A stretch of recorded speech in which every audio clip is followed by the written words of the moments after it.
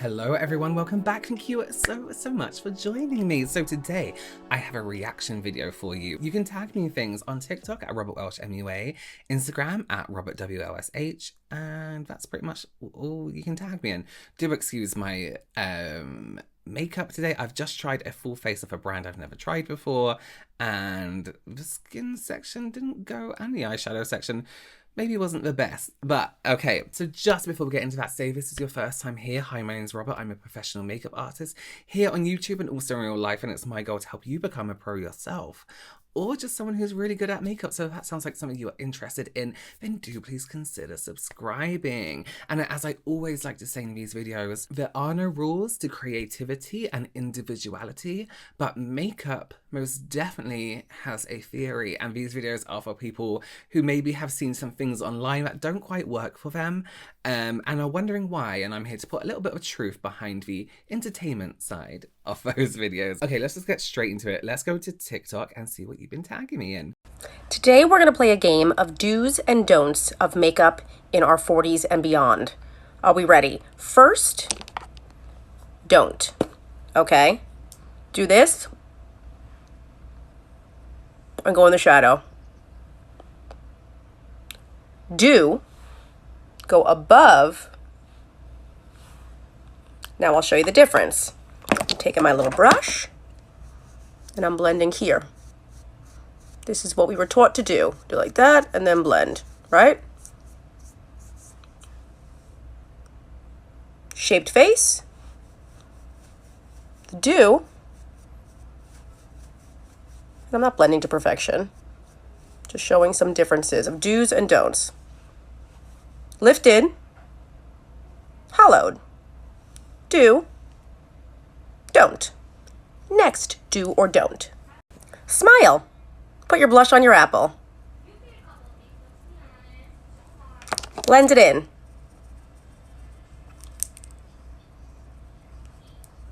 Unsmile. Apple on your nasal labia fold, okay? Next, put the do, hi apple, a little bit up, and that's a liquid cheek, and then blend. Do, another don't. Your apple can fall from the tree. Next, do, line a little around the lip, round the top, go on the bottom, and don't go all the way to the edge. Don't. Then M. My mouth is down. Besides looking nuts, I look sad, happy, more youthful. Do. Don't take your liner all the way across. Stop it there. Another one. Next.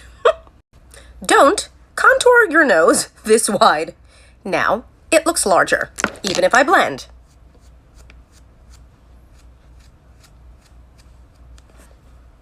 That's a don't. Do. Contour the nose closer together. As close as you kind of can. At the sides.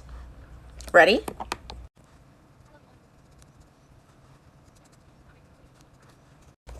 That creates a more narrow bridge, not a wider. I didn't blend it perfectly, but I'm just giving you the idea. This is fun. What great advice. It really does make such a difference with placement. I always say about the apples of the cheeks, and when people smile and they drop and they do it, I always say it's like trying on clothes in a dressing room and sucking in and breathing up and puffing out your chest. It's like, unless you walk around like that, there's no reason to try on clothes like that. So unless you walk around like this, there's no reason to put makeup on like that, you know? Really great advice. Really great advice. Y'all, stop doing your concealer like this. It is driving me nuts. Part of the reason is because this is just too much product. Of course, when you're younger, you can get away with putting on more makeup, but when you have any type of fine lines, this is going to settle into them. It's gonna look cakey. You do not need this much concealer. If you need this much concealer, you need to be using a color corrector underneath your concealer to actually cancel out the darkness. The second reason that this is not for everyone is that when you're blending this giant patch of concealer out this way, it visually widens the face, and that is not flattering on everyone. For instance, on somebody like Selena Gomez, who that is the widest part of her face naturally, I would never highlight right there, and you shouldn't either unless you know that it flatters your face. Yo, this is so much concealer, I can barely even blend it out. And you might be looking at it and thinking, oh my God, that looks great, it's so bright. But this is so much in person. On camera and with the lighting I'm using, it might look flawless, but I'm telling you, this is too much concealer. I hope you're enjoying this cameo by my puppy Simon, by the way. All right, so what should you do instead? What you should do is never put the product right on your face. Pick up the amount of product you want to use and blend it in so that you can build up to the result that you want to get. I actually created another video about how to do your concealer, which is how I do it on all my clients, but I like to use a blending brush and just pick up a teeny amount of product and then sweep it under the eye, blending it out just a little bit in the areas that need less coverage. You don't need that much coverage on this outer edge of your eye. Sometimes we have a little spot right here, but you don't need this giant patch of concealer there. So just use the amount that you actually need. And as I mentioned, if you need a color corrector, you can use that with this as well. I know that it's super hard when you're learning makeup on TikTok to kind of figure out whether or not these trends are something that is going to work for you, but that's why it's really important to learn the principles behind makeup and why you're doing what you're doing instead of just blindly copying other people's routines. Very true. That last bit, very true. I do just have to say though, if you're going to bring concealer up here, that can always be corrected with a bronzer or something afterwards, or even your foundation. So I wouldn't really say that that's the, once that's done, that's done. This is a technique I use all the time, those two positionings, but it's the way that people have kind of, if you've been with me since like day one of me doing YouTube, then you know that that has always been my technique. But I'm gonna put in a TikTok here now that I filmed recently, and it's the same explanation I did in my video years back, but I'm just gonna put that in now because it's easier to show you than it is to sit here and explain. Just before I finish up my eye look, I really want to talk about concealer quickly, and a technique that I always use on clients, on myself, that loads of people actually do anyway, but people do it slightly different. And I've been tagged in some TikToks recently, people saying, you know, not to do it this way, but here's how to do it in a way that I find works best. And to me, there's a key point that can be improved. So we're going to do the usual, a little bit here and a little bit here. But here's the deal, right? It's when it comes to blending this and how we blend it. People would usually get a sponge or a brush and just start going across like this. What we want to do is concentrate the color and the concealer and the product in that one area. I've used a slightly deeper concealer, not deeper, but it's going to neutralize my under eyes a little bit, and then I'll go on top with a lighter one. So we're going to tap this color in place. I'm not moving my finger anywhere else except from that little tiny area where I've applied it first. Same with the inside here. I'm just going to tap it in exactly where I've applied it. I'm not taking it across this area of the eye just yet. Now, when I'm happy that that's fine and blended, I'm going to take what's left of my finger and just gently tap that across here. This is like my neutralizing color correcting stage, so I'm not worrying too much about getting a full coverage. That automatically already looks slightly better than this side, and that's without the actual brightening done. I'm going to use a lighter one now, and I'm going to use it in exactly the same places, but I might use a tiny bit more and just do exactly the same as we did before. The reason that you concentrate it here and here isn't like, it's not like a product control. It doesn't lift your face. It doesn't do all that stuff. I'm keeping it in this under eye area because of where we've applied it. Where we've applied it is where discoloration tends to sit and where we need brightness for a lot of people. So that's why I'm just tapping it in only this area. Still adds brightness. It still makes everything look nice and even. I'm not taking it across the eye. I'm not taking it anywhere else except for that area. I'm not blending it out, I'm blending it in. Okay, so I'm happy with how that's blended. The rest of the product to my finger, I will then take across under the eye here. And if you do want to add a little bit more product, just add it exactly where you did it before. If it's not enough, just add it a tiny bit more and then tap in again. And that's done. Now, if you want to add concealer here, you can to lift. If you want to add it here, you can. If you want to add it here, you can. If you're finding your concealer isn't quite looking right and you're doing that technique, just concentrate on just that eye area. Don't blend it out everywhere. Keep it in at one location and then add later on after your eyes. I hope that helps. Okay, that's that. How to smooth your texture using our Soft Focus Loose Powder. Get yours now for half price. Click the bag below. No.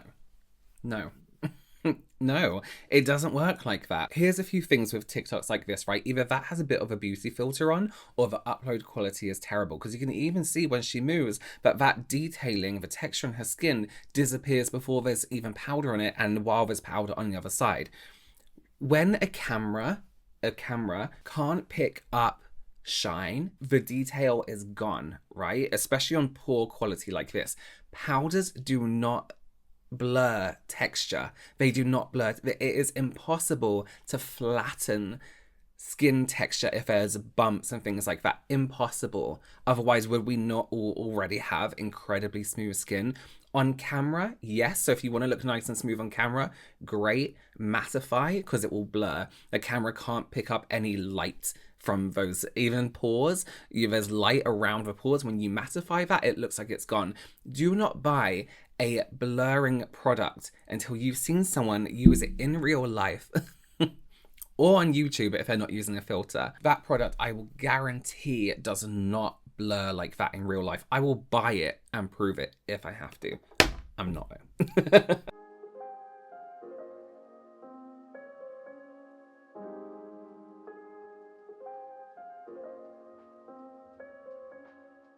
Okay, so here's what I always say about nose contour, right? If your nose is slightly wider on the base, if you're contouring here and here, you're pushing this in just as much. So therefore, you haven't really technically done that much. You've just added a deeper shadow to this area here, which in turn is still making this area look a little bit wider, even though you've contoured it. Just because you do put two lines there, it doesn't necessarily mean everything is equaled out. You still need to equalize it. So it'll be two darker lines here, because that nose, as cute as it looks anyway, just now looks like a nose with a light stripe down the middle, right? It doesn't look that much different. If I were to contour that nose, I would focus on the tip of the nose and then highlight here, and that would be, and maybe a bit on the tip, and that would be it. In comparison, like, what are you doing? There's no comparison. Now it's just two darker lines, so they're still as equal to each other as they were before. I know there are a lot of people that don't believe there are any rules when it comes to doing makeup. And, you know, I'm a firm believer in being creative when it comes to makeup. I personally just don't find following the principles behind makeup, the technicality aspect, color theory. I don't believe those are things that strip the creativity or make it any less fun. If anything, your makeup is just going to look 10 times better. And of course, everyone should always be doing their makeup however they want. Like, at the end of the day, it's just makeup. It's not that serious. You should always be doing whatever makes you feel best. And Robert Welsh has such a great video talking about this on his YouTube channel. He is obviously a professional makeup artist who has a lot of experience and just very insightful. Those types of videos are really what helped me, because I used to have this chip on my shoulder. I was like, there's no rules to makeup. If someone told me that there were, I'd be like, you, like, I can do my makeup however I want. And then you learn the rules and you're like, oh, my makeup could look so much better and perform better throughout the day, and everything can be enhanced because I'm focusing on what's best for my face shape. What do I want to highlight? Where do I want to put the shadows? What colors are going to look best with my skin tone? You know, those are all part of the unspoken rules of makeup. And like I said, of course, you don't have to follow anything. You can just throw on whatever you want on your face.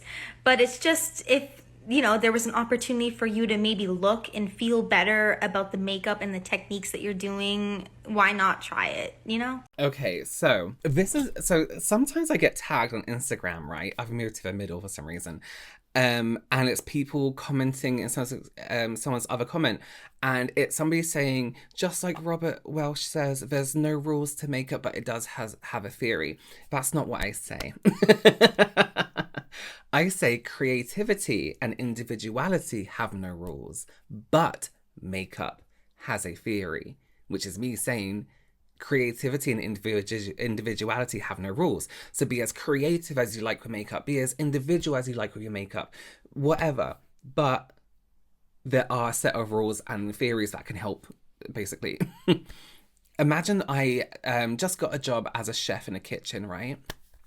And you're sitting at my table, and for some reason I'm the chef and the server too, and I bring over chicken that you ordered, and I have cooked it so much, it is so dry, it's almost solid.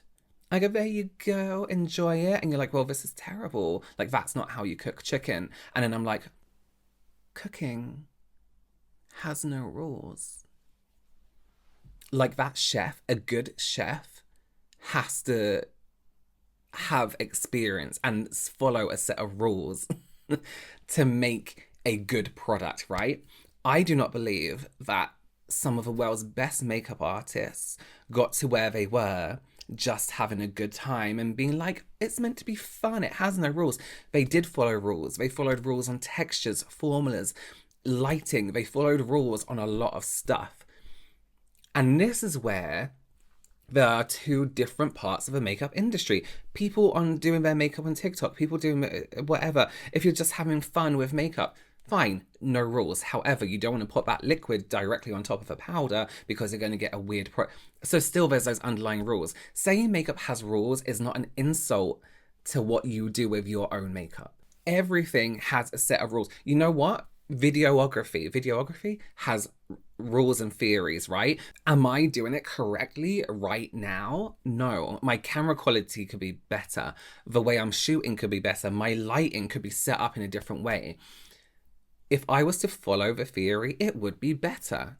Fact, it would be a lot better. Pure fact. Do I know everything about it? No. Have I looked on YouTube and all these other places enough to figure out the basics and to have a good time with it and make it work for me? Yes. It's a similar thing. Makeup can be fun. Art is fun. But don't be offended that there is another side of a makeup industry that have a good set of rules and theories to make it professional, to make it a service, to make it something that qualifies for publishing, you know? So don't be offended by it. Don't be offended that there are rules to a certain segment of makeup. That's just how it is. That's just like everything. Can I cut my own hair? Yeah, why the fuck not? It's gonna grow back anyway, right? Just like makeup washes off. Will I do it right? No. So I decided to wash my mom's brushes, which I know she has never washed. She's had this one for probably over 4 years, never been washed. So what I do is I get soap, water, and vinegar. You're supposed to add lime juice, but I don't have lime, so I mean, it's all good. And you can see here, as soon as I put the brush in, oh my goodness, so much makeup just came out. It was so satisfying. Here are her other two brushes. That's the only brushes she uses. She's a simple woman. Ugh. So that was after about an hour. I just let it sit. Here I am rinsing the brushes. It was so satisfying. Here's her blush brush. After I showed her the brushes, she was like, I didn't even remember what color they were. This is the first time I washed the brush. And as you can see, it was still disgusting. So I went through one more time. And I actually had to go through another time. And if you want to see that one, there'll be another video. Wow. Oh my God. I bet you I can tell that her mum applies whatever with her first brush. She does this to her powder because you can see all the hairs. Some are going back in on themselves. It's gone completely flat. I cannot believe... Guys, it is so... We all know this, right? But it is so important to wash your brushes. Have you seen the shit that grows on your makeup brushes even after a few days? like it's for your skin. It's not just for a brush, it's for your skin. You need to keep that skin healthy and clean. Okay, well that looks good for now.